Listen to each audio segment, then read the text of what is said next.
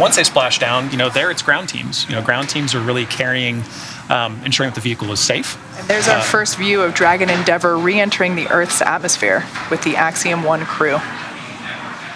Heat shield doing all that work to keep that ablative heat, or to keep the heat ablated from the vehicle as it's re-entering at those speeds. Yeah, so this is a shot from our infrared tracking camera. Once again, the crew, they're slowing down from their orbital velocity of 17,500 miles per hour. That heat shield is utilizing the Earth's atmosphere to help slow the vehicle down. Once again, we are in an expected loss of signal, or LOS period. Essentially, we're not able to receive any communication from the crew at this point in time, but as I said before, expected. The crew knows that. The teams on the ground here know that. Right, and that was one of the critical roles earlier at beginning acquisition.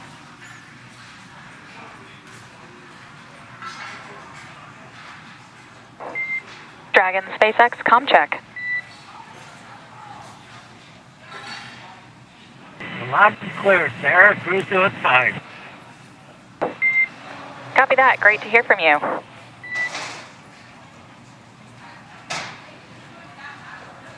All right, there we heard the voice of Commander Michael López-Alegría.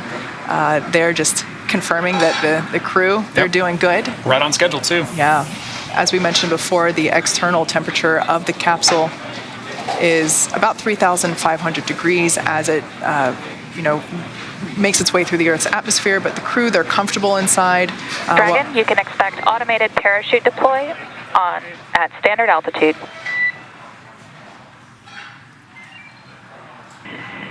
Copy that, sir. All right, so just a heads up there to the crew that they can expect to feel those initial drogue parachutes deploy. Right.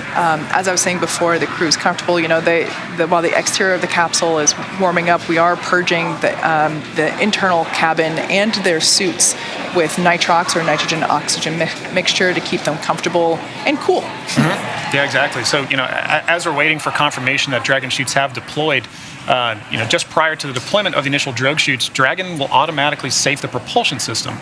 Dragon then deploys its drogue parachutes to stabilize and decelerate the vehicle, like you mentioned earlier, Kate. Now, just before the deployment of those drogue parachutes, seats automatically rotate 26 degrees to keep the crew within acceptable or G limits for entry and landing. Without the drogue chutes, we would have to make the mains 3 times stronger and heavier. And of course, everything about spaceflight is about weight. Right. So Dragon SpaceX, brace for drogue window. Bracing. All right, so just a couple moments here until those drogue parachutes are released. Shortly after the drogues are released, we'll see the release of the main parachutes, which help to further decelerate the vehicle and allow the vehicle to proceed safely to the splashdown zone in the Atlantic Ocean. The vehicle's velocity at drogue deployment is about 350 miles per hour, and they deploy at about 18,000 feet.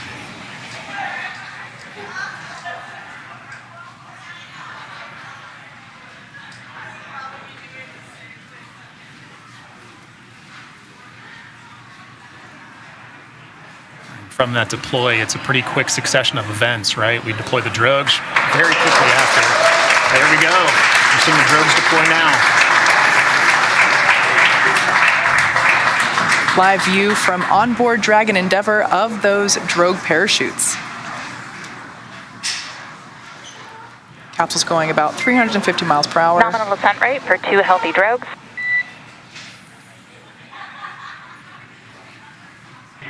Copy, sir. It's what you love to hear from inside the capsule. Exactly. Because unfortunately they can't see the parachutes, so to hear that call out that their drogues are healthy, it's great news. So there's a better shot of those drogue parachutes from our tracking camera. And having that single voice of the core, talking to crew, letting crew know that they're going into a planned LOS, and then coming back. All right, there's the 4 mains deploying.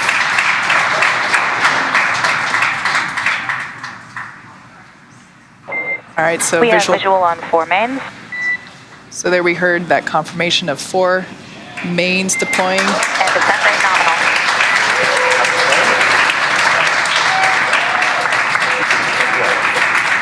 Gorgeous shot of those 4 main parachutes. 1,000 meters. Copy, 1,000 meters. So just the crew reporting that they're only 1,000 meters Right. from splashdown. Right. Landing in water is simpler, therefore more reliable, and it provides more margin against unlikely parachute issues. We had to learn how to make Dragon waterproof, but once you do, that's it. It's a rinse, review, reuse type process. Right.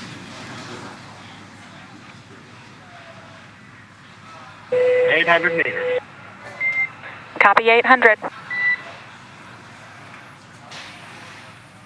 Once again, our Axiom 1 crew is targeting a splashdown in the Atlantic Ocean at our Jacksonville recovery zone. The recovery teams are in the area waiting for that splashdown confirmation.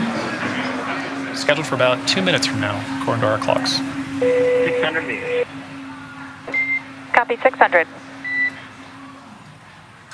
So we can see that capsule there, as I mentioned before, when we saw it on station and of course during launch, it was pure white. Right. It is no longer. Right. We now have really a beautiful shot of that toasted marshmallow.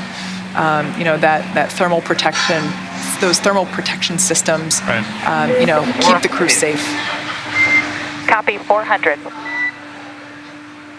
Right. And like you said, that's a testament to the design of the vehicle doing exactly what it was designed to do and what it has to do to do it safely. And like you said, rinse, reuse, right? It's all part of reusable spaceflight. First live view of our crew there from inside the Dragon capsule now that they have re-entered the Earth's atmosphere. 200 meters, bracing for impact. Copy, bracing. I think I see that 0G indicator in the lap of Mission Specialist Mark Pathy there. That's right.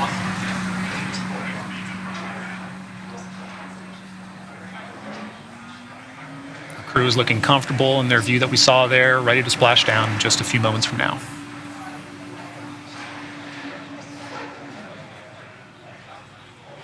And right now, I think those parachutes slowed the vehicle down to about 15 miles per hour? Yep.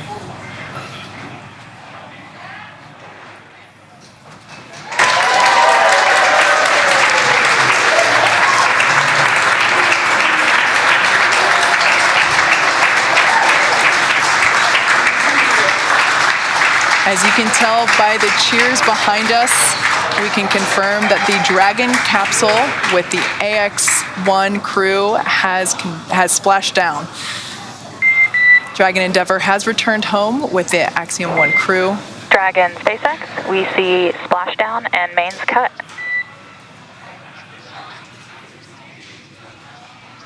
We concur. The SpaceX recovery ship and team that you see there on your screen has been waiting for Dragon splashdown, and they're now making their way to that location. On behalf of the entire SpaceX team, welcome back to planet Earth.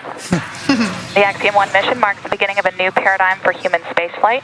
We hope you enjoyed the extra few days in space, and thanks for choosing to fly with SpaceX.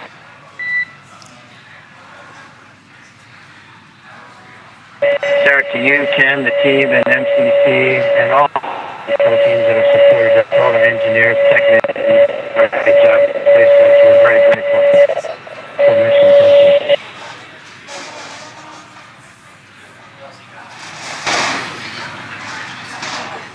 All right, well, good calls there from MLA and Core. And we copy all.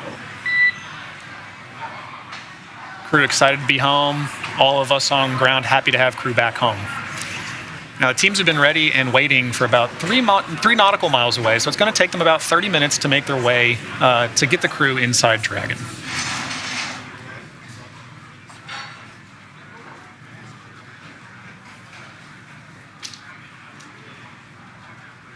So there we can see those 2 drogue parachutes, which were released, of course, first, and then they are let go in order to release the mains. That's what we see making their way back to Earth as well, of course. The whole system comes back. Yeah.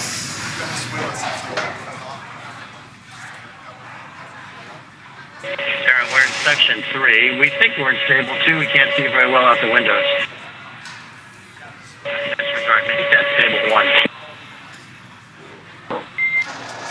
And Dragon, your comm is getting pretty hard to hear. Maybe we can have Larry relay some of that.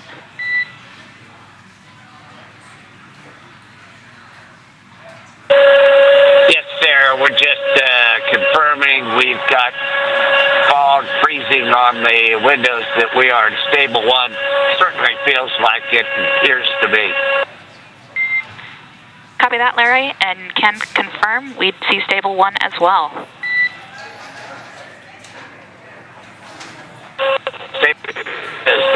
By the way, my thanks to you, everybody, all the people who have supported us around the world. Just amazing job and amazing mission.